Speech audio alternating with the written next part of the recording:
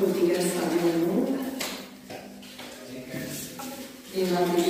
మనందరినీ ఎంతగానో ప్రేమించి సజీవంగా ఉంచాడు. ఎందరికో లేని గొప్ప వాక్యాన్ని దేవదేవుడు అందరికీ కూడా ఇచ్చాడు. ఇచ్చినటువంటి ఆయుష్ను బట్టి అతిశయించకుండా, ఇచ్చినటువంటి ఆశీర్వాదాన్ని బట్టి గర్వించకుండా, ఇచ్చినటువంటి స్థితిగతులను బట్టి భోగభాగ్యములను బట్టి గర్వించకుండా కేవలము ఉచితమైన వలన మాత్రమే ఇంటి ఆశీర్వాదాలకు మనందరం ఎంచబడి ఉన్నాము. దేవాది దేవుని యొక్క కృపాసనముకు చేరే గొప్ప వాక్యాన్ని కూడా దేవా మా అందరికీ అనుగ్రహింప చేయాలని చెప్పి దేవాది దేవుని పాదాల చెంత విరిగి నలిగిన మనస్సే దేవునికి ఇష్టమైన బలి అర్పణ. చెప్పండి, విరిగి నలిగిన మనస్సే దేవునికి ఇష్టమైన బలి అర్పణ కదా. మీ హృదయమే దేవుని యొక్క ఆలయమై ఉన్నది అని అంటున్నాడు కనుక మన హృదయంలో ఆయన నివసించే చోటు ఉండాలి. హృదయాంతరంగములను పరిశోధించే దేవుడు మన హృదయంలో ఎటువంటి వేదన ఉందో, లేకపోతే ఎటువంటి పాప బీజం ఉందో, ఏముందో ప్రతి ఆయాసకరమైన క్రియ కావచ్చు, ఏమి అక్కరున్నదో అడగక మనకే అక్కడే ఉన్న దేవాది దేవుడు. కాబట్టి నూతన సంవత్సర దయా కిరీటాన్ని దేవదేవుడు మనందరికీ కూడా అనుగ్రహింపచేస్తూ ఉన్నాడు. కాబట్టి మనమందరూ కూడా ఎంతో ధన్యులము కదండి. మనమందరము ఎంతో ధన్యులము. హబక్కూకు ప్రవక్త అంటూ ఉన్నాడు, ఏమి ఉన్నా లేకపోయినా నీ అందే నేను ఆనందిస్తూ ఉన్నాను ప్రభువా. పొలములలో పంట చేతికి రాకున్నా, ద్రాక్ష తోటలో ఫలములు చేతికి రాకున్నా, వ్యవసాయం చేతికి రాకున్నా, గొర్రెల మంద పుష్టిగా లేకున్నా, ఏమి ఉన్నా లేకున్నా, ఏమి ఉన్నా లేకున్నా, ఎవరు నాకు లేకున్నా, యేసునందే ఆనందింతును, యేసయ్యనే ఆరాధింతును. చెప్తామా, యేసునందే ఆనందింతును, యేసయ్యనే ఆరాధింతును, ఆనందింతును, ఆరాధింతును, ఆనందింతును, ఆరాధింతును, యేసునందే ఆనందింతును, యేసయ్యనే ఆరాధింతును, యేసునందే ఆనందింతును, యేసయ్యనే ఆరాధింతును. మనుషులలో ఇరువురు మనుషులు ఉన్నారండి భూమి మీద. ఎంతమంది? ఇరువురు మనుషులు ఉన్నారు. ఇప్పుడేమో క్యాండిల్ లైట్ సర్వీస్ జరుగుతుంది. కొద్ది క్షణాలలో వాగ్దానం తీసుకుంటూ ఉన్నారు కదా. ఇరువురు మనుషులను ఎందుకంటూ ఉన్నానంటే, పరిశుద్ధ గ్రంథంలో 1 కొరింథీయులకు రాసిన పత్రిక నేనే చదువుతాను. 15వ అధ్యాయము 47వ వచనం. మొదటి మనుష్యుడు భూ సంబంధి అయి మంటి నుండి పుట్టినవాడు. మొదటి మనుష్యుడు ఎలాంటి వాడండి? భూ సంబంధి అయి మంటి నుండి, నేల మంటి నుంచి మనిషిని నిర్మిస్తే నాసికారంధ్రములో జీవవాయువు ఉండగా నరుడు జీవాత్మాయను. ఎక్కడి నుంచి పుట్టాడు?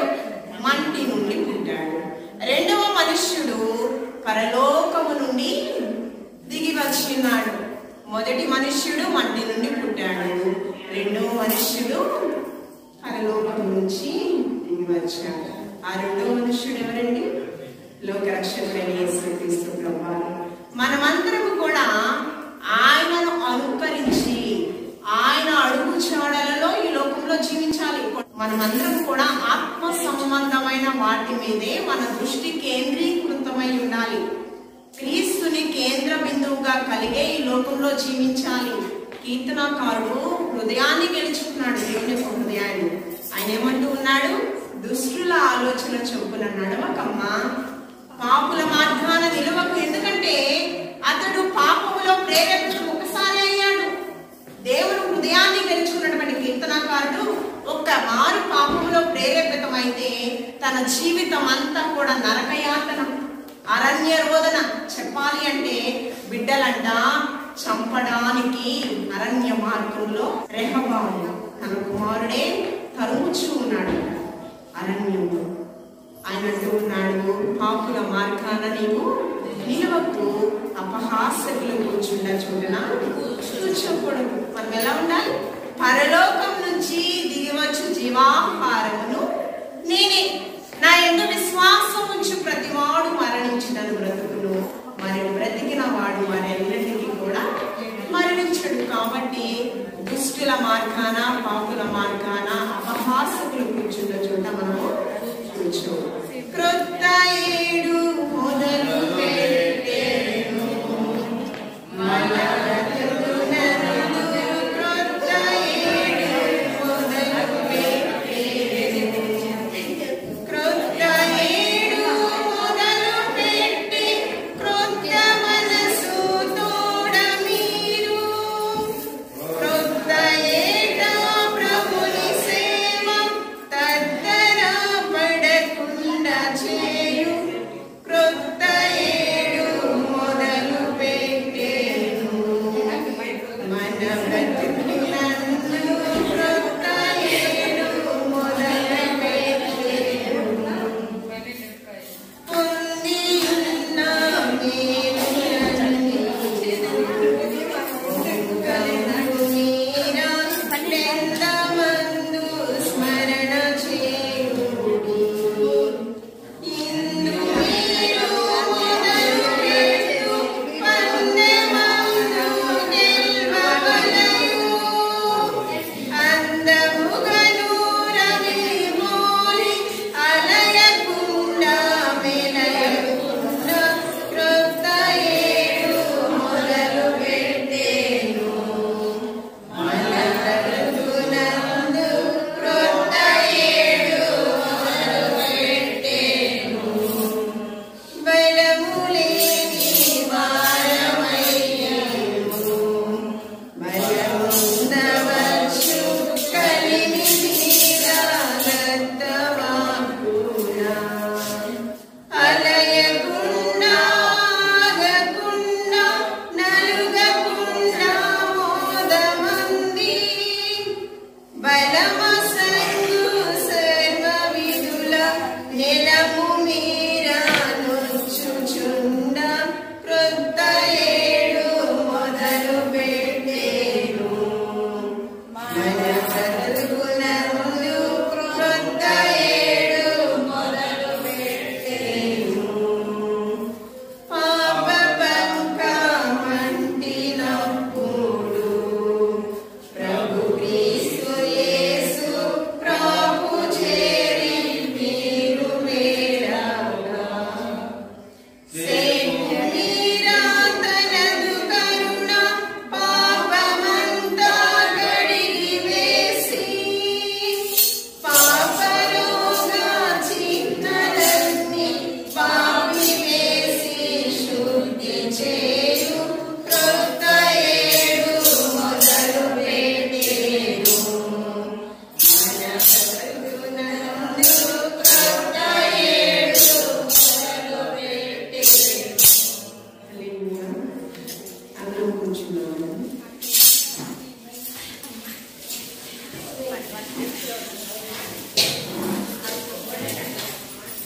ఒకసారి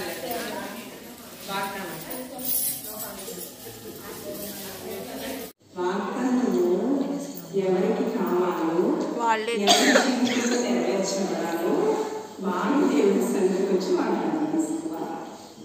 నేను రక్షణలోకి వచ్చాను, నా భర్త కూడా నాతో పాటు రావాలి పరలోకానికి, నా బిడ్డలు నా సంపూర్ణ కుటుంబం పరలోకానికి రావాలి అని అనుకోవడం పొరపడతారు. కానీ ఈ వాగ్దానము ఆశీర్వాదాలే ఉంటాయి. పరిశుద్ధ గ్రంథంలో ఒక వాక్యం చదువుకుని చూడండి. పరిశుద్ధ గ్రంథంలో అపోస్తలుల కార్యములు 2వ అధ్యాయము 39వ వచనం చదువుతున్నాం. ఈ వాగ్దానం ఇక్కడ ఉన్న వారందరికీ వినాలి. 2వ అధ్యాయము. ఈ వాగ్దానము మీకును మీ పిల్లలకును దూరస్తులందరికీ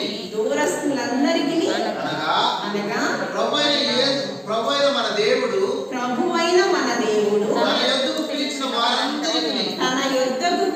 వారందరికీ చెందునని వారితో చెప్పాను. ఏముంది? మీకును మీ పిల్లలకును దూరస్తులకును ఏమండి తన యొద్దకు వచ్చి వారందరికీ కూడా ఈ వాగ్దానాలు చెందునని ఆయన చాలా స్ట్రాంగ్ గా చెప్తున్నాడంట. ఆయన మాట అవునంటే అవును, కాదంటే కాదు. ఆకాశం భూమి కదించిన ఆయన మాటలు నిరర్ధకము కానేరవు. మన బిడ్డలు, మనము భర్త, బిడ్డలు, కుటుంబము ఆశీర్వాదానికి యోగ్యులుగా ఎంచబడును గాక. చెప్పండి, ఆమేన్. ఆశీర్వాదానికి యోగ్యులుగా ఎంచబడును గాక. ఆమేన్. ఎంచబడాలి అంటే ఏం చేయాలి? దేవుని సన్నిధికి రావాలి. అపోస్తలుడైన పౌలు గారు అంటున్నారు, చెరసాలలో ఖైదీగా ఉంటూ సువార్త ప్రకటించిన దానికి శిక్ష ఏంటి? చెరసాలకు వెళ్ళిపోయాడు. 14 సంఘములను స్థాపించాడు. ఒక సంఘం కాదండి. ఆయన ఏ సందర్భంలో మాట్లాడుతున్నాడు తెలుసా? ఫిలిప్పీయులకు రాసిన పత్రిక 4వ అధ్యాయం 4వ వచనంలో ఆనందించండి, మరలా చెప్పుచున్నాను ఆనందించండి, మీ సహనము సకల జనులకు సాక్షాత్తంగా తెలియపరచబడి. ఎప్పుడు మాట్లాడుతున్నాడో తెలుసా? చెరసాలలో శిక్ష అనుభవిస్తూ ఖైదీగా ఉన్న సమయంలో ఆనందించబడి. మన కష్టమే కదా, ఎన్నో ఆటంకాలు, ఎన్నో అవరోధాలు దేవుని సన్నిధికి రావడానికి. కానీ దేవానికి దేవుడు వాగ్దానం నెరవేర్చక మానడు. చూడండి, 1 పేతురు రాసిన పత్రిక 3వ అధ్యాయము 18వ వచనం. మనలను దేవుని యొద్దకు తెచ్చుటకు, ఎక్కడ తెచ్చుటకు? దేవుని ఎదుటకు తెచ్చుటకు. అనీతిమంతుల కొరకు ఏంటి? అనీతిమంతులు అంటే ఏంటి? నీతి లేని వారు. అనీతిమంతుల కొరకును నీతిమంతుడైన క్రీస్తు శరీర విషయములో సంపబడి ఆత్మ విషయములో బ్రతికింపబడి.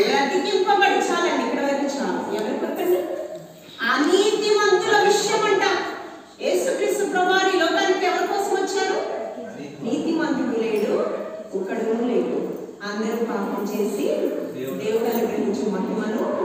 అందుకని మన నీతి అంట మురికి గుడ్డవలే దుర్నీతితో ఉందంట, అజితేంద్రియముతో ఉందంట, దుర్వాసనతో ఉందంట. అలాంటి మన జీవితాలను నీతి సాధకులుగా ఆయన మార్చి ఉన్నాడు. కాబట్టి వాగ్దానం చేసిన వాడు నమ్మదగినవాడు. అంటే నీతిమంతులను ఏ విధంగా ప్రేమిస్తున్నాడో అనీతిమంతులను కూడా ఆయన ఒకే మనసుతో ప్రేమిస్తూ ఉన్నాడు. ఇంకానైనా మారతారేమో, బండరాతి హృదయాలను మెత్తని హృదయంగా మార్చబడడానికి సమయమందు అసమయమందు దేవుని యొక్క వాక్కులు మనకి ప్రకటింపబడుతున్నాయి. దీపం ఉండగానే ఇల్లు చక్కబెట్టుకోవాలి. అవునా కాదు? అవునా కాదు? దీపం ఆర్పేస్తే వస్తుంది, గందరగోళంగా ఉంటుంది, ఏమి కనిపించదు, పనులు చేసుకోలేము కదా. అలాగే దీపము వాక్యము వెలుగై ఉన్నది. వాక్యము వెలుగై ఉన్నది. ఆ వెలుగు మనకి ఎక్కడ నడిపిస్తుందంట? నిత్య జీవానికి మార్గమై ఉన్నది. ఏ జీవానికి? నిత్యము జీవించడానికి ఒక మార్గమై ఉన్నదంట. అక్కడ ఏడుపు ఉండదు, కన్నీరు ఉండదు, వేదన ఉండదు, నిత్యము సుఖము. కాబట్టి అవన్నీ మనం స్వతంత్రించుకోవాలంటే శాశ్వతమైన ఆనందము, భూ సంబంధమైన ఆశీర్వాదం కావచ్చు, పర సంబంధమైన ఆశీర్వాదం కావచ్చు, ఇవన్నీ పొందుకోవాలంటే దేవుని యొక్క కృపాసనం ఎదురు మనం ఏం చేయాలంటే మూలుగులతో కూడినటువంటి ప్రార్థన చేయాలి. ఇస్సాకు వాగ్దానం అబ్రాహాముతో మాట్లాడుతున్నాడు. నేను చూపించు దేశానికి నువ్వు వెళ్ళిపోవాలి. ఎన్నో ఏట? 75 ఏట. సమస్తాన్ని విడిచిపెట్టాడు, భార్యను తీసుకున్నాడు. ఎక్కడికి వెళ్ళాలి ప్రభు అని అడగలేదు. ఆయన చిత్తాన్ని విడిచిపెట్టాడు, తన స్వజనులను విడిచిపెట్టాడు, ఆస్తిని విడిచిపెట్టాడు. గొప్ప ఆస్తి పరుడన్నానండి. ఏమంటున్నాను? గొప్ప గొప్ప ఆశపడు 75 ఏళ్ళు ఎంత సంపాదించున్నారు. ఉన్న పాటలు వెళ్ళిపోమంటే ఎంత కష్టం చెప్పండి. ప్రభువా ఒక 10 రోజులు గడువు అనలేదు, వెళ్ళిపోయాడు. నువ్వు వెళ్ళిపోతే రెండంతల ఆశీర్వాదం నీకు ఇస్తానని దేవుడు చెప్పాడు అన్న రీతిగానే వెనువెంటనే ఇచ్చేలా 1 సంవత్సరంలో ఇవ్వాలి. ఎన్ని సంవత్సరాలు గడువు పట్టింది? 25 సంవత్సరాలు పట్టింది వాగ్దానం. నీకు ఒకటి పొదుపుగా ఉంది కదా, అదేంటి గర్భఫలం. ఆ గర్భఫలం నీకు రావాలంటే నేను చూపించిన దేశానికి నువ్వు వెళ్ళిపోవాలి.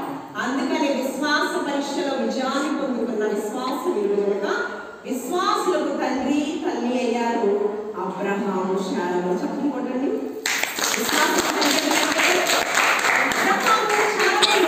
సమస్తాన్ని విడిచిపెట్టారు, కొంచెంగా ఎంచుకుని దేవాది దేవుని యొక్క పిలుపు మేరకు దేవుని చిత్తానికి లోబడి. అందుకని శరీరము ఉడికిపోయిన తరువాత, శరీరము సత్తువు తగ్గిన తరువాత అసలు ఇంకా ఆశ్చర్యమైన కార్యము వారి పట్ల జరిగించి వృద్ధాప్యమందు శారమ్మ జీవితంలో నవ్వు కలిగించాడంట. ఎవరి జీవితంలో? గొడ్రాలు గొడ్రాలు గొడ్రాలు భూసమనమైన ఆస్తి పాస్తులన్నీ ఉన్నాయి. మీకేం లేదు? గొడ్రాలు శుభకార్యాలకి ఏంటి పిలవట్లేదు. గొడ్రాలు పిలుస్తారా? పిలవరు కదా, ఆలోచన చేస్తారు. కానీ దేవునికి అసాధ్యమైనది ఏమీ లేదండి. శారమ్మ జీవితంలో నవ్వు కలిగిందంట కదా. జకరియా ఎలిజబెత్ జీవితాలలో వృద్ధాప్యములు నీ ప్రార్థనలు దేవుని యొక్క పాదసన్నిధికి చేరాయి. జకరియా యాజకుడు ఎప్పుడు పుట్టాడు? వృద్ధాప్యములు జకరియా జీవితం కదండి. కాబట్టి వాగ్దానం పుట్టింది. మనం కూడా తీసుకున్న వాగ్దానాలు ఇప్పుడు చదువు. తీసుకున్న వాగ్దానాలు మన జీవితంలో నెరవేర్చబడాలి అంటే ఆ వాగ్దానానికి తగిన జీవితం మన జీవితాలలో ఉండును గాక. చెప్పండి, మన జీవితాలలో వాగ్దానానికి తగిన జీవితం మన జీవితంలో ఉండును గాక. విశ్వాసులకు తండ్రిగా అబ్రహాం అయ్యాడంటే ఈ గ్రామానికి ఒక ఆశీర్వాదకరమైన కుటుంబంగా నీ కుటుంబం మార్చబడాలి అంటే నువ్వేం చేయాలి? నీకున్న సమస్తాన్ని విడిచిపెట్టి దేవాతి దేవుడు ఇచ్చిన సమయాన్ని సద్వినియోగపరుచుకుని ఎక్కడ ఉండాలండి? దేవుని కృపాసనకు చేరి నీ భర్త గురించి, నీ బిడ్డల గురించి, నీ కుటుంబం గురించి, నీ సంపద గురించి, నీ సంస్థల గురించి, నీ స్వజనుల గురించి, నీ పుట్టినింటి వారి గురించి, మెట్టినింటి వారి గురించి విలపించాలి, కన్నీరు కార్చాలి. ఏమండి? అలాంటి జీవితం మనందరూ కూడా జీవిస్తూ దేవునికి ఆమోదకరమైన జీవితం జీవిస్తూ దేవాతి దేవుని యొక్క ఆశీర్వాదాలు మనం పొందుకుంటూ నేను నా ఇంటి వాళ్ళలో నీతిశ్వరుని మాత్రమే సేవిస్తాను. అదే రీతిగా మనం కూడా కుటుంబ సమేతంగా వస్తే దేవుని సన్నిధిలో ఎంత బాగుంటుందండి, ఎంత బాగుంటుంది, చాలా సంతోషంగా ఉంటుంది కదా. మనకు అలాగే దేవుని సన్నిధిలో పట్టజాలైన విస్తారమైన ఆశీర్వాదం మన గ్రామంలో ఉన్న ప్రజలందరిపై కృమ్మరింపబడును గాక. ఆమేన్.